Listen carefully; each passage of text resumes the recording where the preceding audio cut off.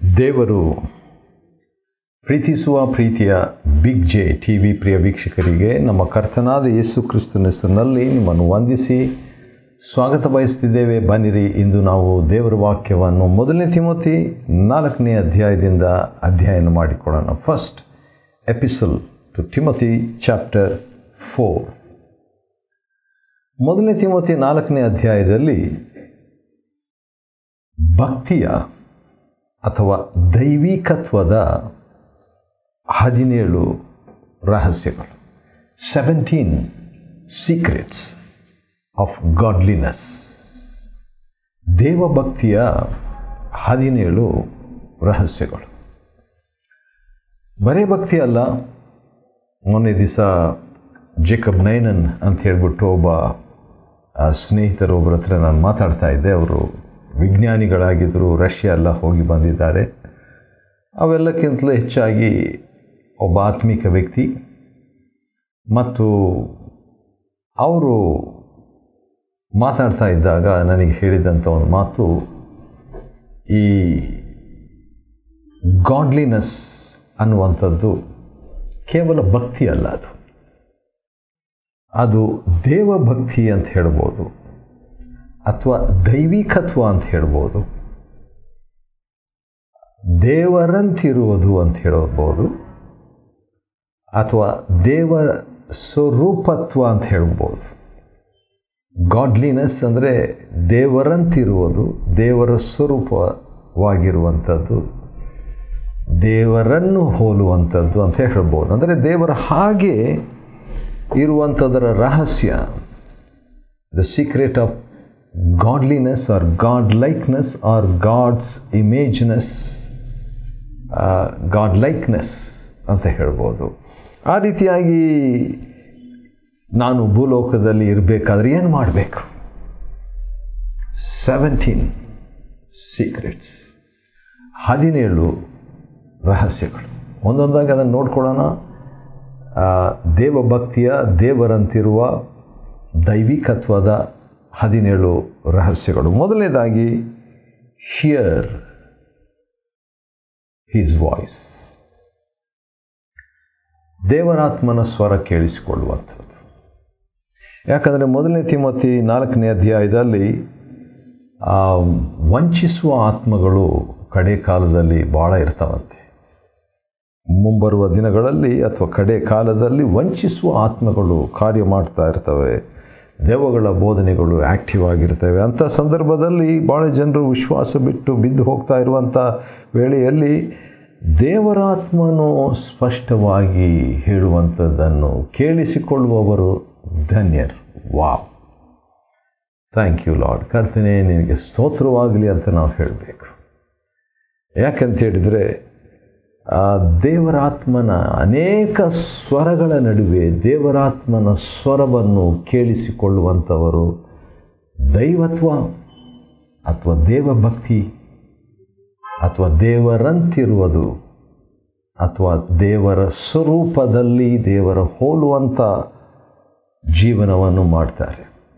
Those who hear the voice of the Holy Spirit will be godly, God-like. ಹೌದು, ಇದು ಭಾಳ ಪ್ರಾಮುಖ್ಯ. ಎರಡನೇದಾಗಿ, ಸೆನ್ಸಿಟಿವ್ ಕಾನ್ಷಿಯನ್ಸ್. ಮನಸ್ಸಾಕ್ಷಿ ಸೂಕ್ಷ್ಮವಾಗಿಟ್ಟುಕೊಳ್ಳುವುದು. ನನ್ನ ಆತ್ಮಿಕ ನಾಯಕರು, ಆತ್ಮಿಕ ತಂದೆ ಭಾಳ ಸರಿ ಹೇಳಿದ್ದನ್ನು ಕೇಳಿಸ್ಕೊಂಡಿದ್ದೇನೆ. Keep your conscience clean, keep your conscience clear. ಮನಸ್ಸಾಕ್ಷಿಯನ್ನು ಶುಚಿಯಾಗಿಟ್ಕೊಳ್ರಿ, ಶುದ್ಧವಾಗಿಟ್ಕೊಳ್ರಿ ಅಂತ ಹೇಳ್ಬಿಟ್ಟು ಇಲ್ಲಿ ನೋಡುವಾಗ 2ನೇ ವಚನ, 1 ತಿಮೋಥಿ 4ನೇ ಅಧ್ಯಾಯದ 2ನೇ ವಚನದಲ್ಲಿ, ಕೆಲವರು ಕಪಟಿಗಳಾಗಿ, ಸುಳ್ಳಾಡುವವರಾಗಿ, ಮನಸ್ಸಾಕ್ಷಿಯ ಮೇಲೆ ಬರೆ ಹಾಕಲ್ಪಟ್ಟವರಾಗಿರ್ತಾರಂತೆ. ಮನಸ್ಸಾಕ್ಷಿ ವರ್ಕ್ ಆಗ್ತಾ ಇಲ್ಲ, ಮನಸ್ಸಾಕ್ಷಿ ಆ್ಯಕ್ಟಿವೇಟ್ ಆಗಿಲ್ಲ, ಮನಸ್ಸಾಕ್ಷಿ ಸೂಕ್ಷ್ಮವಾಗಿಲ್ಲ. ಆದರೆ ಭಕ್ತಿವಂತರಾಗಿ ಭಾಳ ಬಯಸುವಂಥವರು ಮನಸ್ಸಾಕ್ಷಿಯನ್ನು ಸೂಕ್ಷ್ಮವಾಗಿ ಇಟ್ಟುಕೊಳ್ಳುವಂಥದ್ದು. 2ನೇ ರಹಸ್ಯ, second secret of godliness is to have a sensitive conscience. 3ನೇದಾಗಿ, ಗಿವಿಂಗ್ ಥ್ಯಾಂಕ್ಸ್. ಕೃತಜ್ಞತೆಯನ್ನು ಸಲ್ಲಿಸುವಂಥದ್ದು, ಕೃತಜ್ಞತೆಯನ್ನು ಸಲ್ಲಿಸುವಂಥದ್ದು. ಊಟಕ್ಕೆ ಉದಾಹರಣೆಗೆ 3ನೇ ವಚನ ಮತ್ತು 4ನೇ ವಚನದಲ್ಲಿ ದೇವರು ಸೃಷ್ಟಿಸಿದೆಲ್ಲವೂ ಒಳ್ಳೆಯದಾಗಿದೆ, ಆದ ಕಾರಣ ಅದನ್ನು ಯಾವ ರೀತಿಯಾಗಿ ಸ್ವೀಕಾರ ಮಾಡಬೇಕು, ಕೃತಜ್ಞತೆ ಮಾಡಿ ಸ್ವೀಕರಿಸುವಾಗ ಯಾವುದನ್ನು ತಿರಸ್ಕರಿಸಬೇಕಾಗಿಲ್ಲ. ಆದ ಕಾರಣ ಈ ಕೃತಜ್ಞತೆ ಭಾಳ ಇಂಪಾರ್ಟೆಂಟ್, ಕೃತಜ್ಞತೆ ಭಾಳ ಪ್ರಾಮುಖ್ಯವಾದದ್ದು. ಆದ ಕಾರಣ ಕೃತಜ್ಞತೆಯ ಸ್ತುತಿ ಮಾಡ್ತಾ ಜೀವಮಾನವೆಲ್ಲ ಊಟ ಮಾಡುವಾಗೆಲ್ಲ ಕೃತಜ್ಞತೆಯನ್ನು ಸಲ್ಲಿಸ್ತೇವೆ ನಾವು. ದೇವರೇ ಈ ಊಟಕ್ಕಾಗಿ ಸ್ತೋತ್ರ, ದೇವರೇ ಈ ಊಟ ಕೊಟ್ಟದಕ್ಕಾಗಿ ಸ್ತೋತ್ರ, ದೇವರೇ ಇದನ್ನು ರುಚಿಯಾಗಿ ಮಾಡಿದ್ದಾರೆ. ಸ್ಯಾಂಪಿ ಚಲದುರೆ ಅಯ್ಯನವರು ಹೇಳ್ತಾರೆ, ನಾಲಿಗೆಗೆ ದೇವರು ರುಚಿ ಸಾಮರ್ಥ್ಯವನ್ನು ಕೊಟ್ಟಿರುವಂಥದ್ದರ ಬಗ್ಗೆ ಅವರು ಮಾತಾಡ್ತಾ ಇದ್ದರು. ಕೋಲಾರ್ನಲ್ಲಿರುವಾಗ ಮತ್ತು ಉಡುಪಿಯಲ್ಲಿರುವಾಗ ಕೂಡ ಹೇಳ್ತಾ ಇದ್ದಾರೆ, ಯಾಕೆ ದೇವರು ರುಚಿ ಸಾಮರ್ಥ್ಯ, ರುಚಿ ಪದಾರ್ಥ, ರುಚಿ ನಳವನ್ನು ಕೊಟ್ಟಿದ್ದಾರೆ ಅಂತ ಹೇಳ್ಬಿಟ್ಟು ನೋಡುವಾಗ, ದೇವರು ನಮ್ಮ ವಿಷಯದಲ್ಲಿ ಬಯಸುವಂಥದ್ದು ನಾವು ರುಚಿಕರವಾದ ತಿಂಡಿಗಳನ್ನು ತಿನ್ನಬೇಕು ಅಂತ ಹೇಳ್ಬಿಟ್ಟು ದೇವರು ಅದನ್ನು ಎಂಜಾಯ್ ಮಾಡಬೇಕು, ಅದನ್ನು ರುಚಿಸಬೇಕು, ಅದನ್ನು ಅನುಭವಿಸಬೇಕಂತ ಬಯಸ್ತಾರೆ. ದೇವರು ಸನ್ಯಾಸಿ ಅಲ್ಲ, ದೇವರು ಸೃಷ್ಟಿಸಿದ್ದೆಲ್ಲವೂ ಒಳ್ಳೆಯದೇ. ಕೃತಜ್ಞತೆ ಮಾಡಿ ಸ್ವೀಕರಿಸುವ ಯಾವುದನ್ನು ನಾವು ತಿರಸ್ಕರಿಸುವಂಥದ್ದೆಲ್ಲ. ಆದ ಕಾರಣ ಆ ಕೃತಜ್ಞತೆಯ ಒಂದು ಮನೋಭಾವನೆ ಭಕ್ತಿಯ ಜೀವನದ 3ನೇ ರಹಸ್ಯ. 4ನೇದಾಗಿ ವಾಕ್ಯ. 1 ತಿಮೋಥಿ 4ನೇ ಅಧ್ಯಾಯದ 5ನೇ ವಚನದಲ್ಲಿ ವಾಕ್ಯ, ದೇವರ ವಾಕ್ಯ. ಹೌದು, ದೇವರ ವಾಕ್ಯ ಏನು ಮಾಡ್ತದೆ ಅಂತ ಹೇಳ್ಬಿಟ್ಟು ನೋಡುವಾಗ ಊಟವನ್ನು ಪವಿತ್ರ ಮಾಡುವಂಥ ಶಕ್ತಿ ದೇವರ ವಾಕ್ಯಕ್ಕಿದೆ. ದೇವರೇ ಈ ಆಹಾರ ಕೊಟ್ಟದ್ದಕ್ಕಾಗಿ ನಿನಗೆ ಸ್ತೋತ್ರ, ಇದನ್ನು ನಮಗೆ ನೀನು ಒದಗಿಸಿದ್ದಿ ಅಂತ ಹೇಳ್ಬಿಟ್ಟು ನಂಬುತ್ತೇವೆ ಅಂತ ಹೇಳುವಾಗ ಆ ಊಟ ಪವಿತ್ರವಾಗಿಬಿಡ್ತದಂತೆ. ವಾವ್, ಊಟ ಪವಿತ್ರವಾಗಿಬಿಡ್ತದಂತೆ. ಊಟ ಪವಿತ್ರವಾಗುವಂಥದ್ದು ಯಾವುದರಿಂದ? ದೇವರ ವಾಕ್ಯದಿಂದ. ಬೆಳಕಾಗಲಿ ಅಂತ ಹೇಳಿದಂಥ ದೇವರ ವಾಕ್ಯದಿಂದ ಬೆಳಕಾಯ್ತಲ್ಲ. ಹಾಗೆ ನನ್ನ ಮಗಳ ಬಗ್ಗೆ ನಾನು ಪ್ರಾರ್ಥನೆ ಮಾಡುವಾಗ, ಸ್ವಾಮಿ ಕರ್ತನೆ ಅವಳ ಜೀವನದಲ್ಲಿ ಬೆಳಕಾಗಲಿ, ಆಹಾರದ ಮೇಲೆ ಬೆಳಕಾಗಲಿ, ಮನೆಯಲ್ಲಿ ಬೆಳಕಾಗಲಿ, ಅನ್ಯೋನ್ಯತೆಯಲ್ಲಿ ಬೆಳಕಾಗಲಿ, ಕುಟುಂಬದಲ್ಲಿ ಬೆಳಕಾಗಲಿ ಅಂತ ಹೇಳಿ ಪ್ರಾರ್ಥನೆ ಮಾಡುವಂಥದ್ದು ಒಂದು ಅಭ್ಯಾಸ ನನಗೆ. ಅದೇ ರೀತಿಯಾಗಿ ಊಟಕ್ಕೆ ನಾವು ಊಟ ಮಾಡೋ ಮುಂಚಿತವಾಗಿ ಅದರ ಮೇಲೆ ಅದರ ಮುಂದೆ ವಾಕ್ಯ ಹೇಳುವುದರಿಂದ ಅದು ಪವಿತ್ರವಾಗ್ತದೆ. ಅದರೊಂದಿಗೆ ಇರುವಂಥದ್ದು ಪ್ರಾರ್ಥನೆ. 1 ತಿಮೋಥಿ 4ನೇ ಅಧ್ಯಾಯದ 5ನೇ ವಚನದಲ್ಲಿ ನಾವು ನೋಡುವಾಗ ದೇವರ ವಾಕ್ಯ ಪ್ಲಸ್ ಪ್ರಾರ್ಥನೆ = ಪವಿತ್ರ ಊಟ. ಪವಿತ್ರ ಚಪಾತಿ, ಪವಿತ್ರ ಅನ್ನ, ಪವಿತ್ರ ಸಾರು, ಪವಿತ್ರ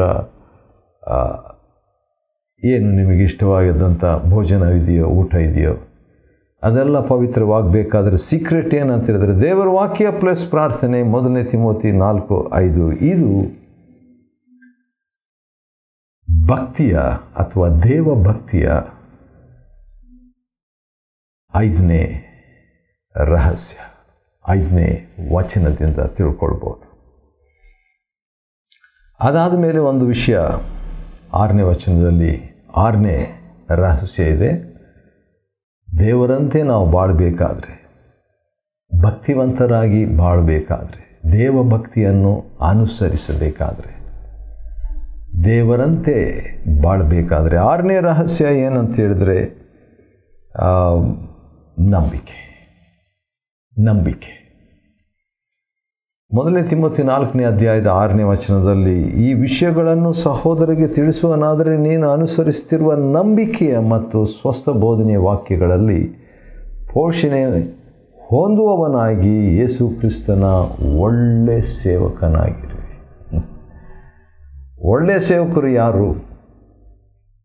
ನಂಬಿಕೆ, ವಾಕ್ಯ, ಪೋಷಣೆ ಹೊಂದಿ ಇತರರಿಗೆ ತಿಳಿಸ್ತಾ ಇರಬೇಕು. ಇತರರಿಗೆ ಈ ಭಕ್ತಿಯ ಇದುವರೆಗೆ ನಾವು ನೋಡಿಕೊಂಡಂಥ 6 ರಹಸ್ಯಗಳನ್ನು ತಿಳಿಸ್ತಾ ಹೋದರೆ ಒಳ್ಳೆಯ ಸೇವಕರಾಗ್ತೀವಂತೆ. ಇನ್ನೊಂದು ಸರಿ ಹೇಳ್ತೀನಿ. 1 ತಿಮೋಥಿ 4:1-5 ವಚನಗಳಲ್ಲಿರುವಂಥ 5 ರಹಸ್ಯಗಳನ್ನು ನಾವು ಇತರರಿಗೆ ತಿಳಿಸ್ತಾ ಇದ್ದರೆ ಒಳ್ಳೆಯ ಸೇವಕರಾಗಿಬಿಡ್ತೀವಂತೆ. ವಾವ್, ನನಗೆ ಗೊತ್ತಿರಲಿಲ್ಲ ಇದು. ಈಗ ನೋಡ್ತಾ ಇರುವಾಗಲೇ ನನಗೆ ಗೊತ್ತಾಗ್ತಾ ಇದೆ. ಒಳ್ಳೆ ಸೇವಕರಾಗುವಂಥದ್ದು ಹೇಗೆ? ವಿಶ್ವಾಸ ಅಥವಾ ನಂಬಿಕೆ. ಕೆಲವು ಸಂಗತಿಗಳನ್ನು ನಾವು ನಿರಾಕರಿಸಬೇಕು. 1 ತಿಮೋಥಿ 4ನೇ ಅಧ್ಯಾಯದ 7ನೇ ವಚನದಲ್ಲಿ ನಾವು ನೋಡುವಾಗ, ಪ್ರಾಪಂಚಿಕ ಹಾಗೂ ಅಜ್ಜಿಕತೆಗಳನ್ನು ನಿರಾಕರಿಸಿ ಕೆಲವು ಸಂಗತಿಗಳನ್ನು ನಮ್ಮ ಜೀವನದಿಂದ ನಿರಾಕರಿಸಬೇಕು. ಯಾವ ರೀತಿಯಾಗಿ ನಮ್ಮ ದೇಹದಲ್ಲಿ ಕೆಲವು ಸಂಗತಿಗಳನ್ನು ಇಟ್ಕೊಳ್ಳೋದೇ ನಾವು ನಿರಾಕರಿಸ್ತೇವೆ, ಅನುದಿನವೂ ನಿರಾಕರಿಸ್ತೇವಲ್ಲ, ಆ ರೀತಿಯಾಗಿ ನಮ್ಮ ಜೀವನದಲ್ಲಿ ಕೆಲವು ಸಂಗತಿಗಳು ಅದು ನಮ್ಮ ಜೀವನದಲ್ಲಿ ಭಾಗಿಯಾಗಿರ್ತದೆ. ಅದು ಪ್ರಾಪಂಚಿಕತ್ವ ಆಗಿರ್ಬೋದು, ಅದು ಕಟ್ಟುಕತೆ ಆಗಿರ್ಬೋದು, ಅಂಥವುಗಳನ್ನು ನಿರಾಕರಿಸಬೇಕಂತ. We must reject the worldliness and fables and myths from our lives altogether in order to be godly. ಭಕ್ತಿವಂತರಾಗಿ, ದೇವರಂಥವರಾಗಿ, ದೈವ ಭಕ್ತಿಯುಳ್ಳವರಾಗಿರಬೇಕಾದರೆ ಕೆಲವು ವಿಷಯಗಳನ್ನು ನಮ್ಮ ಜೀವನದಿಂದ ಬಿಟ್ಟುಕೊಡ್ಬೇಕು.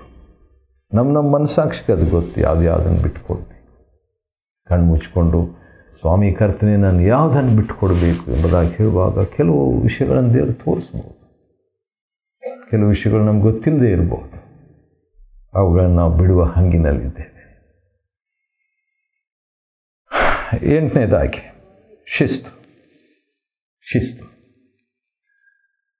ಭಕ್ತಿವಂತರಾಗಿ ಬಾಳ ಬಯಸುವಂಥವರು ಶಿಸ್ತು ಎಂಬ ರಹಸ್ಯವನ್ನು ಪಾಲಿಸಬೇಕಿದೆ. 8th ಸೀಕ್ರೆಟ್, 8ನೇ ರಹಸ್ಯ.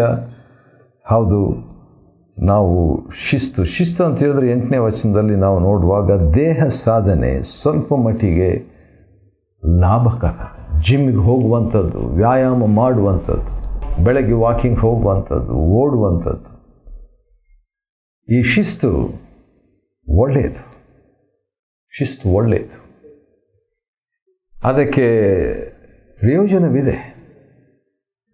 ಹೌದು, ಭಕ್ತಿಗೆ ಭಾಳ ಪ್ರಯೋಜನವಿದೆ. ಭಕ್ತಿ ಆದರೆ ಎಲ್ಲ ವಿಧದಲ್ಲಿ ಲಾಭಕರವಾದದ್ದು. ಹೌದು, ಆದರೆ ಶಿಸ್ತು ಪ್ರಾಮುಖ್ಯ. ಇಷ್ಟ ಬಂದ ಹಾಗೆ ಹೇಳುವಂಥದ್ದಲ್ಲ. ನನ್ನ ಆತ್ಮಿಕ ತಂದೆ ಬಹಳ ವರ್ಷಗಳ ಹಿಂದೆ ಹೇಳಿದಂಥ ಒಂದು ಮಾತು ಯಾವಾಗಲೂ ನೆನಪಿಗೆ ಬರ್ತಿರ್ತದೆ. ಅದೇನಂತ ಹೇಳಿದ್ರೆ, ಬೆಳಗ್ಗೆ ಎದ್ದ ತಕ್ಷಣ ನಾವು ಹೊದಿಸಿಕೊಂಡಂಥ ಬೆಡ್ಶೀಟು ಅಥವಾ ಕಂಬಳಿ ಅವುಗಳನ್ನು ಮಡಿಸಿಡುವಂಥ ಶಿಸ್ತು. ಮೊದಲನೇ ಶಿಸ್ತು.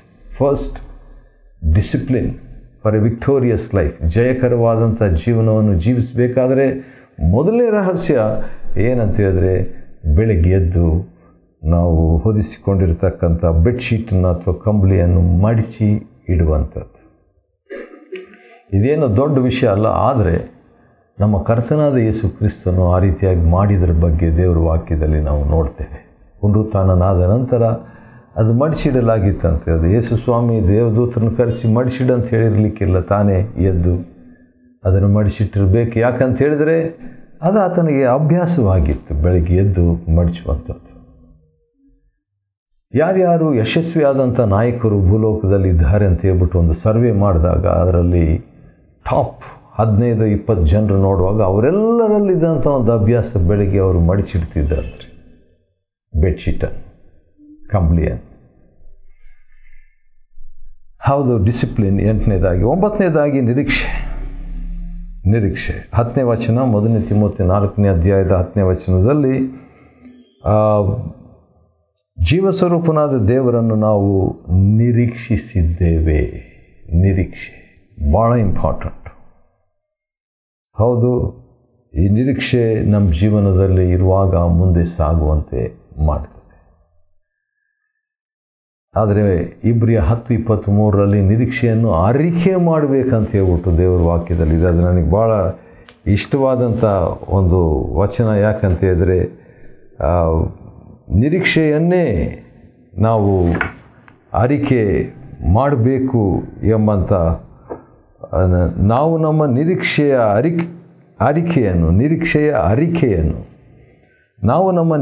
ಅರಿಕೆಯನ್ನು ಚಂಚಲರಾಗದೆ ಬಿಗಿಯಾಗಿ ಹಿಡಿಯೋಣ. ವಾವ್! ಹಾಗಾದರೆ ನಿರೀಕ್ಷೆಯನ್ನು ನಾವು ಅರಿಕೆ ಮಾಡಬೇಕು.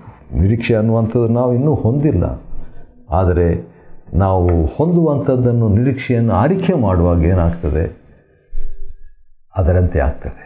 ಸರಿ, ನಿರೀಕ್ಷೆ ಆಯ್ತಲ್ಲ. 10ನೇದು ನಾವು ನೋಡುವಾಗ ಒಂದು ಎಕ್ಸಾಂಪಲ್ ಆಗಿರೋದು, ಆದರ್ಶರಾಗಿರೋದು. ಇದು ಕೂಡ ಭಕ್ತಿಯ ಜೀವನಕ್ಕೆ 10ನೇ ರಹಸ್ಯವಾಗಿರ್ತದೆ. ಯಾವ ವಿಷಯದಲ್ಲಿ ಅಂತ ಹೇಳ್ಬಿಟ್ಟು ನೋಡುವಾಗ 12ನೇ ವಚನದಲ್ಲಿ ನುಡಿಯಲ್ಲಿ, ನಡೆಯಲ್ಲಿ, ಪ್ರೀತಿಯಲ್ಲಿ, ಆತ್ಮದಲ್ಲಿ, ನಂಬಿಕೆಯಲ್ಲಿ, ಶುದ್ಧತ್ವದಲ್ಲಿ ನೀನೇ ಆದರ್ಶನಾಗಿರು, ಮಾದರಿಯಾಗಿರು. Being an example is another secret of godliness. ಭಕ್ತಿಯ 10ನೇ ರಹಸ್ಯ ಏನಂತ ಹೇಳಿದ್ರೆ ಮಾದರಿಯಾಗಿರೋದು. 11ನೇ ರಹಸ್ಯ ಏನಂತ ಹೇಳಿದ್ರೆ ಬಿ ಫೋಕಸ್ಡ್, ಕೇಂದ್ರಿತವಾಗಿರೋದು. ಯಾವುದರಲ್ಲಿ? ಓದುವುದರಲ್ಲಿಯೂ 13ನೇ ವಚನ, 1 ತಿಮೋಥಿ 4:13. ಓದುವುದರಲ್ಲಿಯೂ, ಎಚ್ಚರಿಸುವುದರಲ್ಲಿಯೂ, ಬೋಧಿಸುವುದರಲ್ಲಿಯೂ ಲಕ್ಷ್ಯ ಕೊಡು. Be focused. 12ನೇದಾಗಿ ಯೂಸ್ ಗಿಫ್ಟ್ಸ್, ವರವನ್ನು ಉಪಯೋಗಿಸುವುದು. ನಿನ್ನಲ್ಲಿರುವ ವರವನ್ನು ಅಲಕ್ಷ್ಯ ಮಾಡಬೇಡ. ವರ ಇಟ್ಕೊಂಡು ಅದನ್ನು ಹಾಗೆ ಅಲಕ್ಷ್ಯ ಮಾಡಬಾರ್ದು. ವರ ಇದೆ ಅಂತ ಹೇಳ್ಕೊಂಡು ಅದು ಉಪಯೋಗ ಮಾಡದೇ ಇರಬಾರ್ದು. ನಿನ್ನ ಮೇಲೆ ಹಸ್ತಗಳನ್ನಿಟ್ಟಾಗ ನಿನಗೆ ಕೊಡಲಾಯಿತಲ್ವೇ, ಅದ ಕಾರಣ ಅದನ್ನು ಯೂಸ್ ಮಾಡಬೇಕು. 13ನೇದಾಗಿ ಧ್ಯಾನ. ಭಕ್ತಿಯ ಜೀವನದ 13ನೇ ರಹಸ್ಯ ಮೆಡಿಟೇಷನ್, ಧ್ಯಾನಿಸುವುದು. ಈ ವಿಷಯಗಳನ್ನು ಧ್ಯಾನಿಸುವವನಾಗಿರು. 1 ತಿಮೋಥಿ 4:15. ಅದರಲ್ಲಿ ಧ್ಯಾನಿಸ್ತಾ ಇರುವಾಗ ಏನಾಗ್ತದೆ, ನಾವು ಅದರಲ್ಲಿ ನೆಲೆಗೊಂಡಿರ್ತೇವೆ. ನೆಲೆಗೊಂಡಿದ್ದಾಗ ಏನಾಗ್ತದೆ, ಪ್ರಗತಿಯನ್ನು ಹೊಂದುತ್ತೇವೆ. We make progress. 1 ತಿಮೋಥಿ 4 ಮತ್ತು 15ನೇ ವಚನದಲ್ಲಿ ನಿನ್ನ ಪ್ರಗತಿಯು ಎಲ್ಲರಿಗೂ ಪ್ರಕಟವಾಗುವುದು. ಹೌದು, ನಾನು ಬೆಳೀತಾ ಇದ್ದೀನಿ ಆತ್ಮಿಕವಾಗಿ ಇರುವುದು ಅಂತ ಹೇಳ್ಬಿಟ್ಟು ಅದು ಬೇರೆಯವ್ರಿಗೂ ಗೊತ್ತಾಗ್ತದಂತೆ. ಭಕ್ತಿ ಹಾಗಿರ್ತದೆ. Godliness is progressive. ದೇವಭಕ್ತಿ ಪ್ರಗತಿಯುಳ್ಳದ್ದು. ಅದರಲ್ಲಿ ಬೆಳೀತಾ ಇರಬೇಕು. ಆ ರೀತಿಯಾಗಿ ಬೆಳೆಯುವಂಥ ದೇವರು ಸಹಾಯ ಮಾಡಲಿ. 15ನೇದು ಭಾಳ ಚೆನ್ನಾಗಿದೆ. ಅದು 15ನೇ ರಹಸ್ಯ. ಅದೇನೆಂದರೆ ಟೇಕ್ ಹೀಡ್ ಟು ಯುವರ್ ಸೆಲ್ಫ್. ನಿನ್ನ ವಿಷಯದಲ್ಲಿ ಎಚ್ಚರಿಕೆಯಾಗಿರು. ವಾವ್! ಮೊನ್ನೆ ದಿವಸ ನಾನು ಹೇಳ್ತಾ ಇದ್ದೆ, ಬೆಸ್ಟ್ ಪ್ರೀಚರ್ ಯಾರು, ಗುಡ್ ಪ್ರೀಚರ್ ಯಾರು, ಒಳ್ಳೆ ಪ್ರಸಂಗಿ ಯಾರು, ಒಳ್ಳೆ ಬೋಧಕನು ಯಾರಂದರೆ ತನಗೆ ತಾನೇ ಹೇಗೆ ಬೋಧಿಸಬೇಕು, ಹೇಗೆ ಸಾರಬೇಕು, ಹೇಗೆ ಪ್ರಸಂಗಿಸಬೇಕು ಎಂಬುದಾಗಿ ತಿಳಿದಿರುವ ವ್ಯಕ್ತಿಯೇ ಒಳ್ಳೆ ಪ್ರಸಂಗಿ ಎಂಬುದಾಗಿ ಹೇಳಿದೆ. ಅದರಲ್ಲಿ ನನಗೆ ಆ ಒಂದು ನನ್ನ ಹೇಳಿಕೆ ನನಗೆ ಪ್ರಯೋಜನಕರವಾಯಿತು. ನಿನ್ನ ವಿಷಯದಲ್ಲಿ ಎಚ್ಚರಿಕೆಯಾಗಿರು. ವಿಷಯದಲ್ಲಿ ಮಾತ್ರ ಅಲ್ಲ, ನಿನ್ನ ಉಪದೇಶದ ವಿಷಯದಲ್ಲಿ, ವಾಟ್ ಎವರ್ ಯು ಸ್ಪೀಕ್, ಉಪದೇಶದ ವಿಷಯದಲ್ಲಿ ಕೂಡ ಎಚ್ಚರಿಕೆ ಆಗಿರಬೇಕು. ಅದು 16ನೇ ರಹಸ್ಯ, 16th ಸೀಕ್ರೆಟ್ ಆಫ್ ಗಾಡ್ಲಿನೆಸ್. ಭಕ್ತಿಯ 16ನೇ ರಹಸ್ಯ. 17ನೇ ರಹಸ್ಯ, ಅವುಗಳಲ್ಲಿ ನೆಲೆಯಾಗಿರು, ನಿರತನಾಗಿರಿ. ಅದು ನಿನ್ನ ವಿಷಯದಲ್ಲಿ ಎಚ್ಚರಿಕೆ ವಹಿಸೋದು ಪ್ಲಸ್ ವಾಕ್ಯದ ವಿಷಯದಲ್ಲಿ ಎಚ್ಚರಿಕೆ ವಹಿಸೋದು, ಇವೆರಡರಲ್ಲಿ ನಿರತರಾಗಿದ್ದಾಗ ಏನಾಗ್ತದೆ, ಡಬಲ್ ಸೋಲ್ ವಿಲ್ಲಿಂಗ್, ನಿನ್ನನ್ನು ರಕ್ಷಿಸಿಕೊಳ್ತಿ, ನಿನ್ನ ಉಪದೇಶ ಕೇಳುವವರನ್ನು ರಕ್ಷಿಸ್ತಿ. 1 ತಿಮೋಥಿ 4ನೇ ಅಧ್ಯಾಯದಿಂದ ಭಕ್ತಿಯ ಅಂದರೆ ದೇವರಂತಿರುವ ದೇವಭಕ್ತಿಯ 17 ರಹಸ್ಯಗಳನ್ನು ಅಧ್ಯಯನ ಮಾಡಿಕೊಳ್ಳುವಂತೆ ದೇವರು ಕೊಟ್ಟ ಕೃಪೆಗಾಗಿ ಆತನ ಸ್ತೋತ್ರವಾಗಲಿ. ದೇವರು ನಿಮ್ಮನ್ನು ಆಶೀರ್ವದಿಸಲಿ.